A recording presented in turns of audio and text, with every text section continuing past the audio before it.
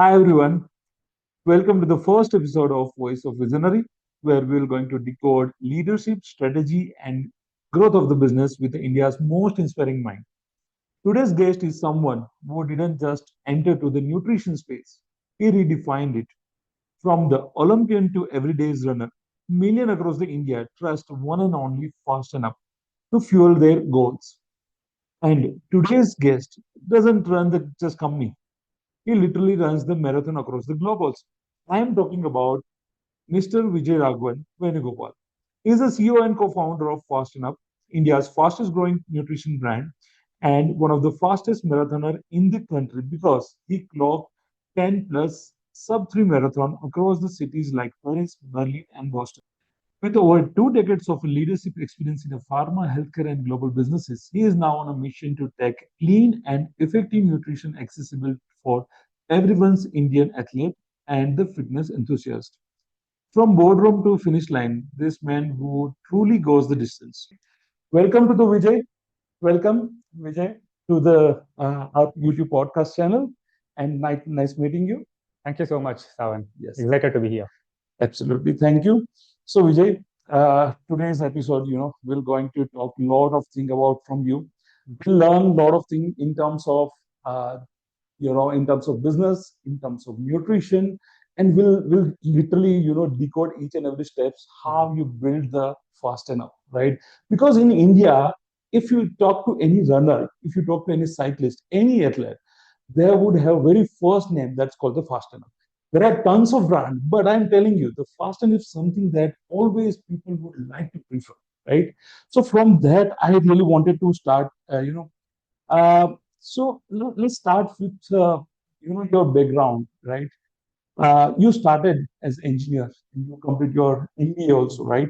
And then your journey started. You worked in multiple companies, right? Incure and other Right. companies, right? And then you come to the entrepreneurship, right? So can you just tell me how exactly your childhood, what is the journey in the engineering MBA, and then how you go to the corporate and then entrepreneurship? What is the journey? Thanks, Savan. I think you guys are doing a great job Thank talking you. to a lot of good people around.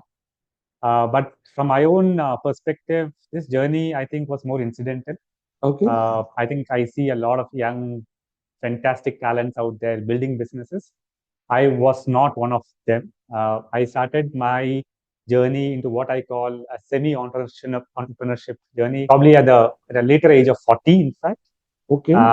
But the first 15 years or so, I was also a professional working in different pharmaceutical companies, had a stint in China for almost 3 years. Yes. Yes. But if you look at what was one common thought right from childhood to even right now, it's been my association or my instinct for sports in general.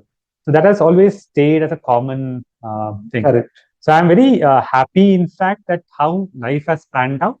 And I got an opportunity roughly around 2015 Okay. to build the journey of Fast&Up.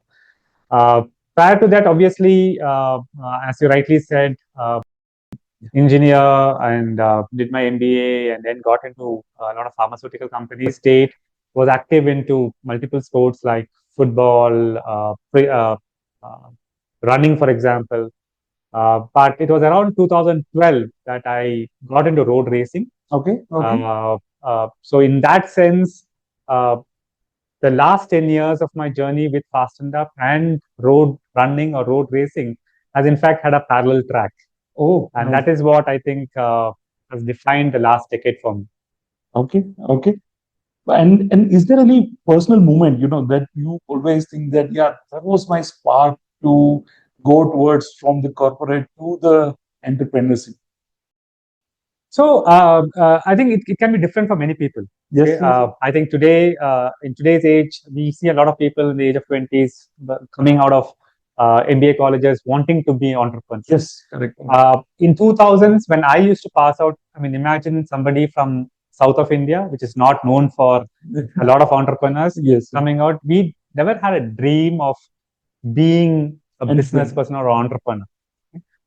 So it's always a little risky getting into that kind of game. But somewhere in the middle of 30s, I was getting a little disenchanted with the way uh, corporate life was going on, because you have a very linear kind of progression. Yes, yes, correct, correct, When you correct. get into Saturations. when you get into a corporate kind of thing, you'll eventually reach some position, but it's a very linear, monotonous kind of Work. Yeah. transgression which happens. I call it the escape velocity. So somewhere in the middle to late 30s, one has an escape velocity where one decides to get out, and once that it is done, it is done. Absolutely. Right. So in my case, I was not having any plan to get into nutrition or to co-found something like Fast&Up. So it was incidental because I had gotten into running. I saw gaps there, had a very easy conversation saying that there is a demand for those days energy gels. Yes. And because I could see a lot of people importing energy gels, asking your friends to get energy gels from outside whenever you had a Mumbai marathon. Yes. And that was a spark of wanting to do something in the nutrition space. And I think by God's grace, a lot of people got together and, we started the journey. Correct. So I think, Vijay, one of the point you really pointed out very well, that during the time I am talking about 2013 or 2015 in between, there are many people literally, find something like energy gel or some electrolyte tablets and all, right? Literally, they have to, if they want a good quality, they have to product from the abroad, right? That was the biggest market gap. And I think the aim for Fasten Up is to fulfill that gap on, right? That is the main prior gap, right? Yeah, I think 2015 or so, if you look around, there are hardly options out that time. Correct. So I think there was a gap, but you also had to have uh, skilled people with enough insights into that space to kind of make it happen. So I think it was a good destiny and other things coming together that we could get into that at the same time. Correct. And in that, do you think that your experience with previous pharma healthcare companies really matters at the time you identify which kind of supplement should be there? Because if you see, India is a dominated market with a lot of drugs, right? A lot of tablets, all medical tablets in the world we have in India, right? We have a lot of health issues. People focus on other tablets. And in between this market, just providing some supplement or tablet fulfill your fuel up, right? To fulfill your electrolyte in your running or athletic journey is something challenging at that time. So this is a very interesting question because if you look at pharmaceutical industry where I used to come from, right, and a lot of us who were behind Fasten Up and that journey also came from the pharmaceutical background. Okay. So we understand manufacturing, we understand what goes into ingredients, we know how the R&D works, etc. I think a lot of people would already know, apart from IT, India is the hub for the world when it comes to pharmaceuticals. Correct. So if you can make a name for India in pharmaceuticals, there is no reason why you cannot be the center or epicenter of nutrition for the entire world. Yes. Right? I think that time will come when we have a lot of good nutrition brands selling all over the globe from India. I think that journey is already on.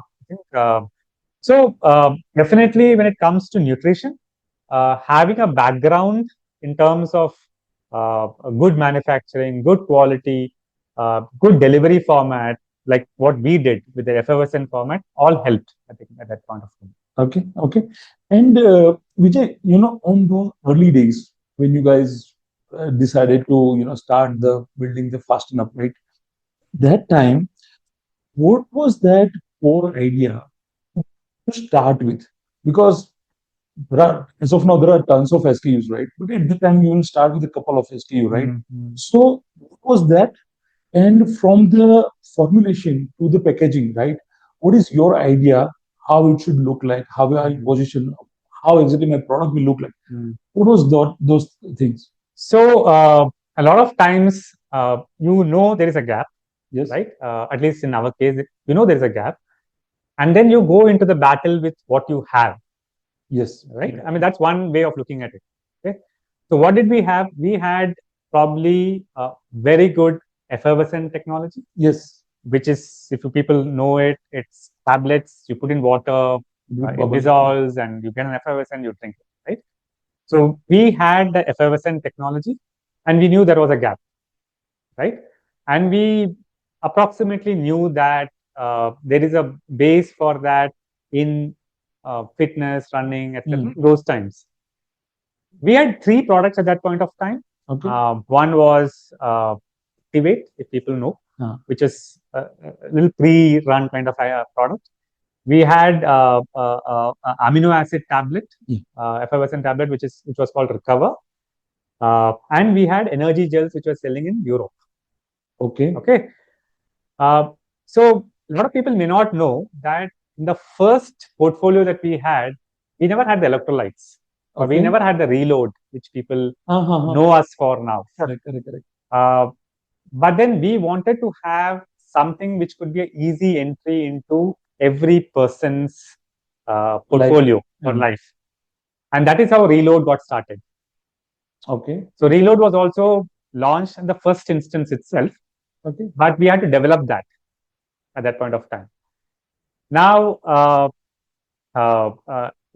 effervescent tablets, and we know there is a gap. And then yes, you get it, right? And then the journey starts, and then you realize that it takes time. Yes. Because there's a lot of education involved. People are not known to having effervescent tablets. So that is a journey that started. But these were the 3 products or 4 products which we started with. And I think it was good that we had only 4, because then it means that you can focus on the products. Correct. You can educate the people much more, rather than getting digressed with 10 products, different delivery formats, etc. Okay. So for us, if we have to live, we have to make that effervescent successful. Absolutely. So that is the only thing that we cared for at that point of time. Okay. And when it started, how many people were joined as a team? So in terms of the brand itself, we probably had 3 or 4 people. Okay. Managing the brand itself. I'm not talking about who is giving to manufacture and give it to us, but in terms of the core team, you actually started employing and getting things out, it must be a team of 4 to 5 people. Okay. And Vijay, how it was difficult, especially something new is coming, effervescent, right? It's a new tech, it's a new knowledge. Now you have to convert as a session, it's an awareness to the many other people, right? You have to educate the people, then people will adapt it, right? So what was that journey? How exactly? So if you look at 2015 or so, I think the digital side was just evolving. Very little was known about it. I mean, so it was basically a transition from the traditional kind of advertising and getting into the digital side, but we were caught in the middle. Okay. Right, when we started. So and also you don't have enough tons of money to spend at those because you don't know whether it's going to be successful or not. Correct. It is not something that others had done, and we just had to replicate things or anything. So for us, we knew that it would be good for people, it would be successful. But I think education is something we all underestimate a little bit, right? So when you get into the game, you realize that it requires far more education than what people would need. Fortunately for us, we chose a cohort which is a more educated, more progressive kind of lot, which is basically the running cohort. Yes, correct. They were well traveled, they were open to experimentation, and we chose cities like Bangalore and Mumbai, which had a more outlook where people were more progressive and traveled, etc. Correct. But still, you used to get the questions, right? I remember standing with NCPA in Mumbai, in Marine Drive, one of those early morning sessions where we had to sample the Reload tablets. So people didn't know, how do I take this? I mean, whether it is a tablet which I had to pop it in and drink water, or whether it had to be mixed with water. So initially, people start are not so open. So they anything new which comes in, they'll say, "Ye bakwas hai." So you had to gain their confidence, and that meant engaging with those people for hours and days, which meant that we literally spent a lot of early mornings going around, talking to those people, converting them, and then they became key opinion leaders. Correct. Very important. I believe all the athletic people who is always good and who is open for experimental and all. At the same time, any human would have a fatigue for the new item, right? Should I take it or not? How does it look like? How does it test me? Is good for my body or not? Sure. Whatever you are claiming, does it really work? Because we are claiming something, the effect we can see eventually after some time, not Sure. on the immediately, right? So that would be definitely a challenge, and that's where you have to spend a lot of mornings with the people, and then you get the confidence, right? So you are right to a large extent, but I also think that over a period of time, you come out with a DNA of the brand, right? So when people look at the people who are behind, what you do day in and day out, how you come out in different events, you form an opinion of the brand. Yes. You form an opinion about the product. Okay, that is when the trust factor comes in. Correct. And then you start using it, right? So I agree. Initially, there was obviously a lot of hesitation. Yes. But I think the hesitation was not towards the brand per se, but it was more because of the new format. Yes. Right. And once we started engaging with people, the issue of the quality, whether it is good or not, that had disappeared. But obviously, you still had to reach out to new people, and that is obviously going to be challenging. So you started from the Mumbai, and then you expand to Bangalore. That was the early moment, is it? So incidentally, what used to happen was I used to be in Bangalore always, and our entire management used to be in Mumbai. So we had chosen that Bangalore and Mumbai will be the hubs. Correct. In terms of offline activations. Right. Okay. In fact, our launch happened in Mumbai. Okay. The first year anniversary happened in Bangalore. Okay. So it was always two cities which we thought would take the journey ahead. Okay. Because come to think of it, Mumbai is a commercial hub. Absolutely. A lot of people who are willing to kind of experiment, etc. And Bangalore is obviously the fitness capital, correct? So obvious choices. And looking back, I think it is a decision well made. And even today, a lot of our revenues come from these two places. Correct. And then probably the north part would be expected. Yeah. Okay. So now let me talk to something more on R&D part, right? So when we say about R&D, right? So how the product development life cycle looks like. There are nowadays definitely a lot of products are there. Will come on part later, but on the early days, how the production was there. So fundamentally, things have not really changed, but obviously, because the market is evolving so fast, speed probably has increased or needs to be increased faster now. But the funnel or the pattern is still the same. Right? So typically, you would get inputs from the market, from the athletes, from people we meet, what we see outside. So a lot of our inspiration has come from global products. Okay. So our goal was, can we provide to the Indian consumer what we see abroad? Okay. Right? Because why would the Indian consumer be bereft of things which are available outside? Correct. But a lot of times the challenge is whether India is ready for that, both from a sporting side as well as nowadays more from a lifestyle perspective. Okay, so you can't really bring everything which is there globally into India. Correct.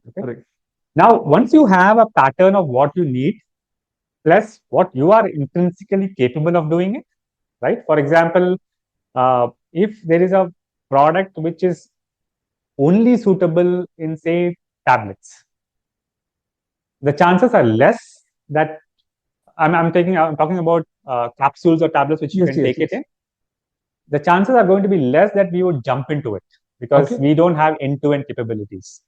Okay. Anything which is probably in powder or in effervescent, and now probably in an RTD kind of format, we would be happy to jump in, because we have the baseline technology for that. So we have a group of scientists who work on it.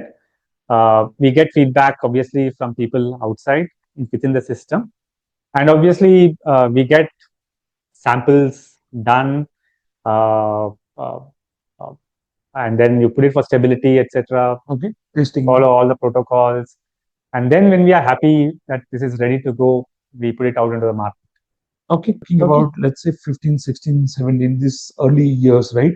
Now you are in India, you sell your product, people get the trust on the Fast&Up, and then you definitely go for the expansion, right? So what was that year that you started expanding out of India? So incidentally, I don't know, I think a lot of people do know about it. We had our origins in Switzerland, where the effervescent concept we had acquired from a company in Switzerland in 2011 or 12. But by a pure, I mean, by some fate, the Fast&Up journey started in India. Understood. Okay, in 2015 or 16. Okay. So there was always ambition to go out, right? Because we were a set of people who always knew there was a global demand. Okay. Right. Okay. But I think the real, even though we used to manufacture for people outside, in terms of the brand per se, I think maybe from 2019-20, around the COVID time, that's when the journey happened of the brand itself being exported in brand format. The contract manufacturing, we have been doing it for a long, long time. Okay. Okay. So today, the Fast&Up brand is available in almost 25-30 countries. Okay. Okay. Understood. But do you think, for example, if any new entrepreneur who has just established a company, right? If anyhow the origin is somewhere abroad, right, and you are linking with the demand in the abroad with the Indian demand, will it give you advantage in terms of branding and trust? So yes and no, to be honest. In our case, we try to leverage both. Yes. Because if you look at, let's consider UK, for example, right? UK has a lot of Indian diaspora out there, right? Okay. And our leading product there is Reload, which is an electrolyte. Yes, yes. And there's a lot of similarities between UK and India. That's correct. Yeah. In terms of cricket, in terms of movie stars, in terms of celebrities, football, whatnot, right? So there is a possibility that I can leverage a lot of things similar. The English cricketers will play IPL, and we are the people who are supplying products to all the IPL teams. So there's a lot of cross leverage which is possible. Okay. Okay. But in some countries it may not be so. But the way we think, it could be different for different brands. The way we think is we would ideally like to leverage. Okay. Okay. So for us, any asset in India, if I can leverage outside, it's great. Similarly, if I can leverage something outside into India, it is great. So we think in that fashion. That's really great answer. Great answer. And so when you talk about customer acquisition, right, from the product. So I'm just talking about again before COVID time. Okay, we'll come on the COVID later. Before COVID time, how it was difficult for the customer acquisition, retaining them, and at the same time expanding the product also. What was those challenges? So I think again it's intrinsic to building a nutrition brand, and I'm talking about 7-8 years back. Okay, yeah. Right? A lot of things were just evolving. Quick commerce hadn't come in, COVID hadn't happened. Okay. So for us, we went through the route of more of sampling and activation. Okay. Because we felt that we still feel that people who taste or experience our product are our biggest well-wishers. Absolutely. And that word of mouth is so strong that it just one, you retain the customer, and then he tells it to Other people. and that it keeps growing. Okay. So I think you can grow with that methodology, but you can only sample so many people, right? You can only sample so many cities, right? So I think there were challenges in terms of reaching out to more people. And if I talk about Reload, for example, today it is growing faster, but it had the potential to reach out to millions and millions of people, even in the first 5 years. Yes. Right? Correct. But I think at some level, it's a function of how much money you have, how much channels that you can go after. So a lot of things play its own role. But in hindsight, I think foundation is good. So I think there is a good launch pad now to kind of go ahead. Okay. So how was your experience with the COVID? Was it a game changer? Was it a super painful? Or something that you were like a group of team just came and handle it and just move ahead? What was that? So COVID was obviously kind of a watershed moment for everyone, right? Everyone in the world. Yeah, correct. From a nutrition perspective, nutrition brand perspective, it was a little tricky moment because you were not sure what will be the world like, what will be the products which will come into play post COVID. How long will it continue? Right? That's the biggest challenge. So you were probably growing with a set of products which were more into fitness and sports and activity based.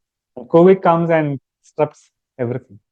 So fortunately, we were not as much impacted because we didn't have proteins in our portfolio since till last 2-3 years or 3-4 years. Okay. So we had stayed away from proteins the first 5-6 years. And a lot of people I know in the protein segment had to bear a lot of losses during that time. Because typically proteins were used by people who went to the gyms and who used to play sports, etc. And that activity stopped for almost 7-8 months. Correct. Yeah. For us, that point of time, we had to just step back, think what is happening. And vitamin C, which we used to have since the year one, suddenly became the talk of the town. Okay. Because everyone was saying vitamin C is something that is very good for COVID time, immunity, and immunity became the top. And vitamin C went well because globally there was a lot of studies which were saying that vitamin C is a good thing to have for immunity and for COVID. Okay. So for us, vitamin C, which we have, which went by the name Charge, is quite tasty. It's like an orange drink, and you could have water. So I think COVID, hits, then with vitamin C took off, right? And then maybe a year down the line, right?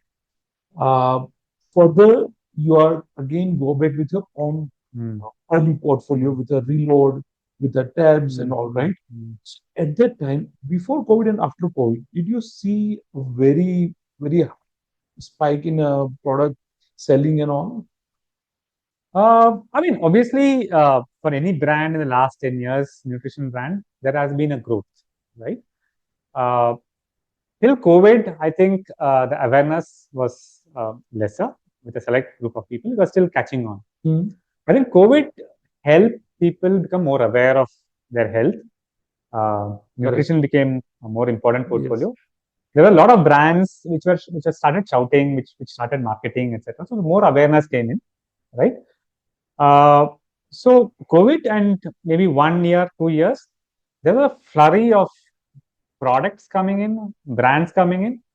I would say a lot of confusion at that point of time. But after 1 or 2 years, it settles down, as with anything. Correct. Okay? But I think post-COVID, maybe after 1 or 2 years, 2022, 23 kind of thing, I think today you have a more rounded nutrition portfolio in the country. You have more options. You have more new ingredients coming into focus.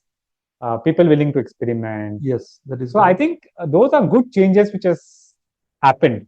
And finally, I believe it's good for the Indian consumer. correct. Today, you don't need to go and travel outside and pick up your best nutrition. You already have choices. It's only that the Indian consumer needs to choose that intelligently. Absolutely. So let me tell you one interesting thing. When before this podcast, I was just researching about Fast&Up and how the complete space is turned out during this last 5 years. So one of the survey says that in year 21, 2, and 3, these are the 3 years where there is a very big hype and the change, the new wavelength was there in terms of multiple things. One, it was mentioned there are the marathons, the cycling race, or all the sports event is drastically increasing. Now people is taking more participation in such kind of event. That's a one part. Another part in terms of brands for the supplement, right? So there are multiple brands now offering multiple very big portfolio, including Fast&Up and lots of other things. So new brands are started maximum in between 21 to 23. And the third point is there are a lot of new startups in the healthy food category, right? A lot of people started selling, and the good part is that Indian consumer market literally adapt every single thing. A lot of new startups are there, most of them are adapted because after the COVID, now people is more aware of the health conscious, right? So that's turned out in a very good way. It was a really good, repercussion, right? So that was the good survey I came through, right? Now let's talk one more thing, little more on towards the branding of the company, right? So can you just brief, how exactly you focus on the branding of the company in last 5 years after COVID? What was that change earlier? How you do branding, and after COVID, what was the change came? I think couple of significant things pre-COVID and post-COVID is pre-COVID was more smaller, more contained, more into the core fitness sports kind of area. Correct. Post-COVID, it has expanded. While there was always a desire or dream, even in 2015-16, that eventually you would want to cater to the larger active population. Yes. Okay? But COVID came in and expedited the process. Right? That is correct. Yeah. So post-COVID, what do you have? You have a scenario where there are slightly more products. You introduce and then you kind of rationalize. So 2021, 22, more products got in. Then you started rationalizing. Yes. Because you realize that the customers may not have enough appetite for everything. Yes. So you cut down because you need to focus more on the key business and profitability, etc. So you rationalize. I think the way you market also changed. More digital play coming in. I think we also realized that finally what stands for you is the brand power. I think performance. So in digital, you have the performance marketing and brand marketing debate, which you always have. I think a lot of people also realize that finally it's the brand pull which matters. Correct. So you tend to go towards more having a strong brand pull. You tend to start focusing on your flagship products rather than focusing on 10, 12 different products, because you are strong. Yes. If you are strong in 3-4 shots, you try to play those shots. Correct. Right? So you tend to do that. And I think last 2 years, distribution has become more easy because quick commerce has come into place. So a lot of companies, including ours, where we felt that uh, products have a greater ability to reach to people, but we couldn't earlier. Now have a pathway because you have more distribution in place. So these are the few changes or few things that is in play the last 2-3 years, I would say. Okay. And is it something that like especially in last 2 3 years, wherever we see the expansion of e-commerce and m-commerce and quick commerce, right? So did you see any particular challenge with this kind of disruptive things are coming in the market, right? For example, just give me an example. So if you go with e-commerce or a quick commerce, your distribution would be altogether separate. Earlier it was through the channel, through the people. Now here tons of people will take the commissions or take their portions, and at the same time the effect to the end user, because it's a B2C, right? So customer experience should not be impacted at any cost, right? So did you face any kind of challenges in with respect to e-commerce or quick commerce? So let's look at it this way, right? So traditionally, we have been more tuned towards online business. Online business is Correct. anything which is through quick commerce, e-commerce, or T2C. Okay, traditionally, and it has remained the same in the last so many years. Correct. Okay, we have always felt that reaching out to the consumer in terms of pure availability, things have been much more in control when we have done the online business, and it has only gotten better with quick commerce. Yes. Okay? Because they are actually solving a lot of our logistical issues or problems, right? We just need to make sure that we send out our best products to their distribution centers, and I think they are in their own race. So they have to make sure that whatever they do it perfectly. Correct. Correct. So in that way, customers are extremely happy getting a fasten-up product through quick commerce, right? So in that to that extent, I think the Amazons and Flipkarts really expedited the process because they gave you 1 day, 2 day deliveries. Yes. Quick commerce is now giving 10-minute, 15-minute deliveries. So in that way, I think it's been a good situation because it has got effect on the offline channels as well, right? So I think it's a very synergistic system because for us as a brand, we feel happy that the product is now reaching out to more people. Well, is it something that is the difference between India and abroad in terms of distribution channels and all? So from our side, from our perspective, we don't have the quick commerce in abroad. So we still have D2C in some countries like UK. We are doing one in Dubai now, and we operate through the Amazons, Walmarts of the world online. Okay. Right? Okay. So we are not having an offline presence in any of the countries except if it is through a distributor or if they take the products. So for us, and in the markets abroad, it is more of an online play as of now. Okay. Okay. Well, and okay. So now, in terms of distribution, we understand. In terms of branding, we understand, right? Now, when it comes to the product categorization, right? So how exactly you define your product categories? Because see, why I'm asking this question, because there are, as you said, you have to see the P&L of the business. You can't sell multiple products, right? But what I have observed compared to other brands, I think Fast & Up has a very good portfolio, and I think majority products working very well, right? So there is a people demands, right?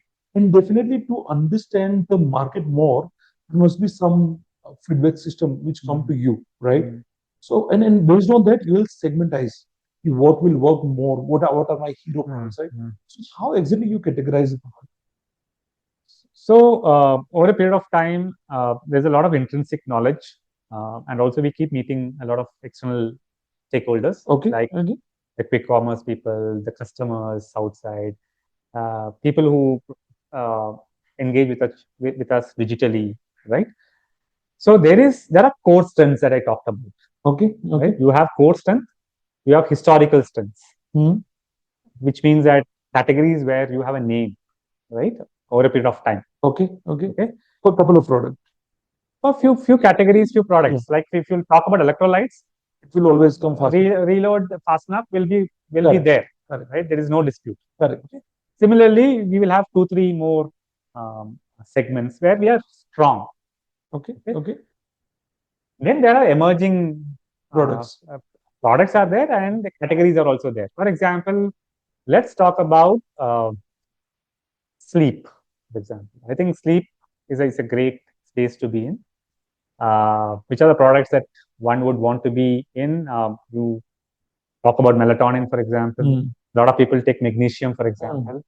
And over the last 3 years, the category is evolving, and people think it's still early days. Correct. To grow. Now, as a brand, we need to take a decision that we have 3 or 4 areas where we are strong and which has a headspace to grow. Correct. Right? Like electrolytes is there. Beauty is another space where we are strong, like glutathione and stuff like that. We have a great product in the fat burning, weight management area called carnitine. Yes. So that is doing great. And then there are emerging categories, like hangover could be a category. You could be having sleep as a category. Okay. So we would have excellent products, right, in the effervescent space. Then we would be the only guys who would have an effervescent product. Correct. That is correct. Okay. Absolutely correct. And then we have to pick and choose. What are your battles going to be? Okay. Okay. And that is a decision that we have internally with the board and with our own management team. And we have to take a call. Now the call can be wrong, right or wrong. Only time can say. Correct. Right? But once you decide, you go all in. Okay. So as a thumb rule, I would say that we would not want to put out, we would have 3-4 areas which are fortresses for us, which we would not let anyone come in, which you would kind of ring fence and keep guarding and keep growing. We would pick up a few more areas where we want to grow, where we would keep putting in efforts, both marketing, people, relationships, product capabilities, etc. And there would be some categories which we feel good, but we would say maybe it's not our cup of tea. We can be good, but let's leave it for the time being. So that's the way we would look at it. But I think, Vijay, that's a really great thing, I would say, to identify and even, like just to say no. Saying no is very, very powerful, right? Especially taking call in a diverse market, right? So I think great. And by any chance, can you just give one example? You take a call and something unexpected happened. It could be anything. Some product you think it will survive something, then all of a sudden you realize, oh no, it's going so big, right? And maybe other way around. Yeah. Can you give an example? So one interesting aspect, I think it's out of your belief and your thought process. So apple cider vinegar, right, has traditionally been in liquid. Correct. I mean, if you look at 7-8 years back, etc. Till we had one brand which came in with an effervescent format, and they made it big, right? It should have been our birthright to make it big. Correct. But for whatever reason, we probably didn't do it, right? Even though still we believe our product is the best, far better, is capable, is efficient, etc. We are not the number one in ACV effervescence. Correct. Because we put our bet on carnitine. And we still think carnitine will take over someday. Whereas we felt that ACV is a fad which will not stick around. That is the way we still believe. Okay? But if you ask me, whether we have missed out on a few crores every month. Yes, we have, right? But then I think at the end of the day, we have to be comfortable with the decisions that we take. Correct. That's right? Absolutely true. Be it business, be it marathon running, or be it life, right? We have to be comfortable with the decisions that we Correct. take. Correct. So, from a DNA perspective, a lot of times we don't feel comfortable with saying something outside or doing a certain product. It can become successful, uh, but we are comfortable having said no to it. Correct. Correct. Goes little towards the within the team the culture, the visibility, the vision, right? So as of now, Fast&Up, how many people are working for Fast&Up? We would roughly have around 300 people, including the Okay. factory and All put together. right. And what is your thought behind having the culture in the team? I think we are a set of 4 to 5 top management from a founding team, promoter kind of team. We have always believed to give freedom to who we work with and let them evolve. Okay. So from a brand perspective, from the B2C vertical, which is Fast&Up, and we have Chic Nutrix, which is the beauty brand. Today we have a relatively young team and who really want to do things. Educational background is not the only criteria, but the intention to achieve things and intention to do things aspire, right? But with the integrity intact. Okay. And also one huge thing that you will see across all Fast&Up employees, people who have been associated with Fast&Up, is a passion that they have for brand. They will not hesitate to go for an event on a Saturday or a Sunday, even though they may not be paid for it, or it may not be part of their KRA, but they instinctively feel that the brand is their own, and they would like to participate in it. So that's the culture that we are trying to build. That is really, really great, and that's a great, and the way we see the journey of the Fast&Up that evolved in last decade, right? We see all the that particular window of the couple of years. Now, from today, what is the next 5 year will look like for the Fast&Up?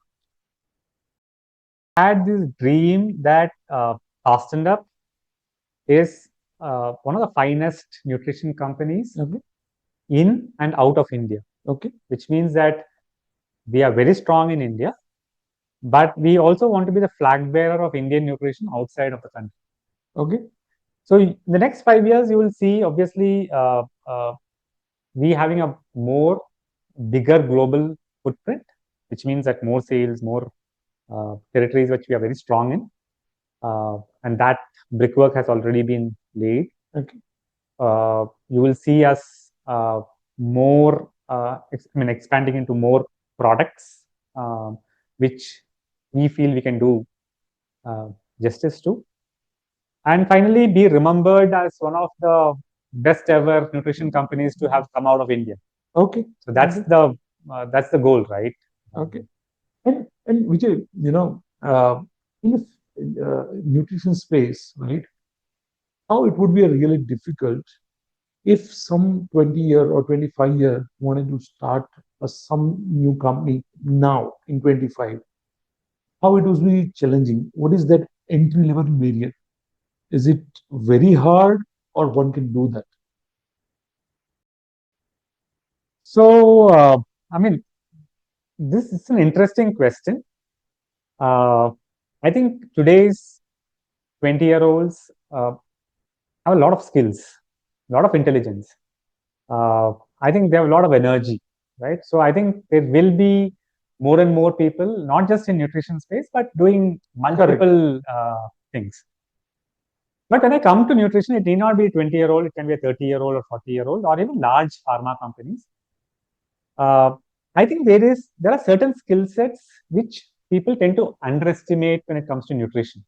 From outside, people would think, uh, I mean, this is something that I can also do. I see a lot of people trying to do certain mixes in their kitchen, and trying to correct. build products, etc., Healthier. healthier products, etc. I'm not saying it won't work, but I think they need to stay the course. It is not a overnight kind of Correct, correct. phenomena, because uh, uh, even though nutrition seems easy, you when you get into it, there's a lot of nitty gritties, and you have to stay the course. And that is the reason why you will not have a lot of companies who have been in this game for a longer period of time. You would have a lot of companies coming in and getting out, etc. But having said that, I think there is space. I mean, I think, but I think you will need to stay the course a little longer. But what you said, I really, had one follow-up question on that. So I think I definitely agree that we have to think from all the angles, right? And I think nowadays, even when I was discussing with a couple of some young friends of my cousins and all, I realized, see, with at least for 20 to 25-year kids or guys, mentality they have, nutrition space is not something that easy to go with a couple of reasons. What I get as a feedback that I would like to share with you. One is that you must have some core thought process with the health, pharma, and the healthcare domain. First thing.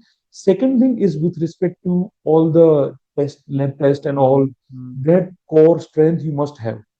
If I'm not belong to the pharmaceutical background, I cannot. That is again mindset people have, right? And the third one, what I really understand is that nutrition which is considered in a different region in a different way.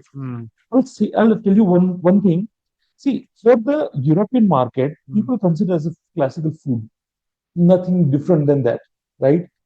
For the Canada or Nama region, they're considered as a healthcare product, a natural product, right? At the same time, Japanese consider as some OTC drug or something like that, right? So it is little bit unregulated everywhere. At that point of view, people are having that scarcity or some fatigue in mind that should I start my entrepreneurship business into nutrition or not? Is that true? I think it is. So I think the reasons of what you gave may not be the real bottlenecks. To be honest, I think you will find a way out. Correct, correct. I mean, if you are able to make a product in India, you will be able to sell to globally. Sell to globally. I mean, it may take a year or something, but you will have people who can help you with it. I think that probably is not the biggest challenge. I think the biggest challenge would be to get your initial opening right in India. Because today building a brand has become more expensive, and going through distribution, etc. Because there's already a clutter of brands. Yes. So if it's so typically you don't find any product which is very different, right? Everyone comes with more or less similar kind of correct. approaches, and marketing takes their own road, the bigger share. So a lot of times, I think a lot of companies do invest a lot more in marketing.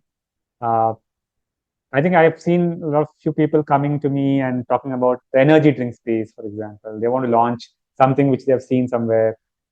I mean, it's nice to see their energy, but I think you will have to live through the process, and you feel X is enough, but X is never really enough. You need to have that extra bit. Yes, correct. Make it successful. Correct. Okay. Thank you so much, Vijay. Literally, I literally enjoyed the episode because, see, we talk about from the scratch. We started with how Fast&Up started, right? And then we slowly evolve how Fast&Up take up this baby step, then move to the market. What is that ground reality? Sure. Every early morning you went, right? that reality will definitely inspire a lot of young people who is doing right now. They want to take first step. These insights will really help to them, right? Then how you survive in a COVID, what is work for the COVID, and literally vitamin C that take the another way, right? That's a really good thing for the company, right?